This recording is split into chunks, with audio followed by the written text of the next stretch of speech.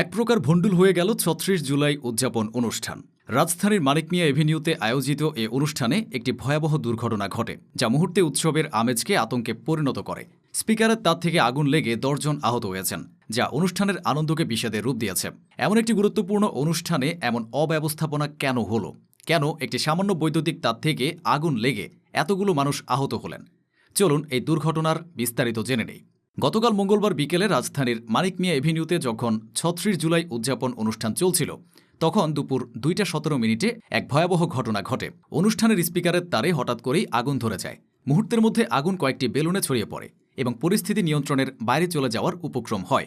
এ আকস্মিক দুর্ঘটনায় উপস্থিত মানুষের মধ্যে আতঙ্ক ছড়িয়ে পড়ে। অনুষ্ঠান সঞ্চালক দ্রুত মাইক্রোফোনে সবাইকে শান্ত থাকার এবং স্পিকারের বক্স থেকে দূরে সরে যাওয়ার অনুরোধ জানাতে থাকেন। তিনি বলেন, স্পিকারের তারে আগুন ধরে গেছে, আয়োজকরা বিষয়টি দেখুন। এরপর তিনি উপস্থিত সবার উদ্দেশ্যে বারবার বলতে থাকেন, কয়েকটি বেলুনেও আগুন ধরে গেছে, দয়া করে সবাই শান্ত থাকুন, ভয়ের কিছু নেই। তার এই অনুরোধ সত্ত্বেও মানুষের মধ্যে এক ধরনের চাপা উত্তেজনা ও ভয় কাজ করছিল। পরিস্থিতি নিয়ন্ত্রণে আনতে আয়োজক ও স্বেচ্ছাসেবকরা দ্রুত ঘটনাস্থলে ছুটে যান এবং আগুন নেভানোর চেষ্টা করেন। তাদের তৎপরতায় আগুন খুব বেশি ছড়াতে পারেনি। ফায়ার সার্ভিস অ্যান্ড সিভিল ডিফেন্সের কন্ট্রোল রুমের ডিউটি অফিসার রাফিয়াল ফারুক বলেন, অগ্নি নির্বাপক ইউনিট ঘটনাস্থলে ছিল এবং তারা তাৎক্ষণিক ব্যবস্থা নিয়েছে। ফায়ার সার্ভিসের দ্রুত পদক্ষেপের কারণেই আগুন বড় আকার ধারণ করতে পারেনি, যা আরও বড় ধরনের দুর্ঘটনা এড়াতে সাহায্য করেছে।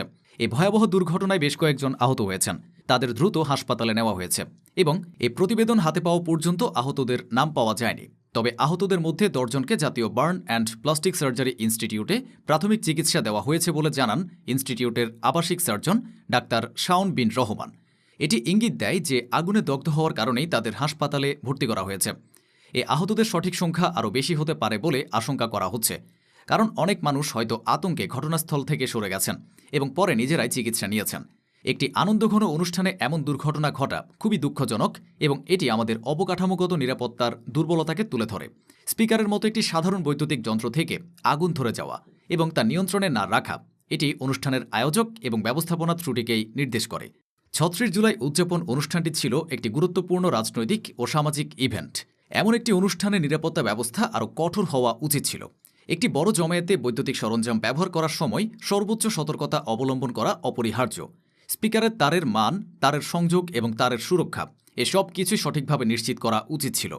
কিন্তু এই দুর্ঘটনায় মনে হচ্ছে এই বিষয়গুলো সঠিকভাবে বিবেচনা করা হয়নি। একটি অনুষ্ঠানে স্পিকারের তার থেকে আগুন লাগা এবং তার নিয়ন্ত্রণে থাকা, এটি কর্তৃপক্ষের চরম দায়িত্বহীনতার পরিচয়। যদি ফায়ার সার্ভিস দ্রুত ঘটনাস্থলে না পৌঁছাত, তাহলে হয়তো আরও বড় ধরনের দুর্ঘটনা ঘটতে পারত। এই ঘটনাটি আমাদের স্মরণ করিয়ে দেয় যে গণজমায়েত আয়োজন করার সময় নিরাপত্তা এবং ব্যবস্থাপনার দিক থেকে কোনো ধরনের ছাড় দেওয়া উচিত নয়।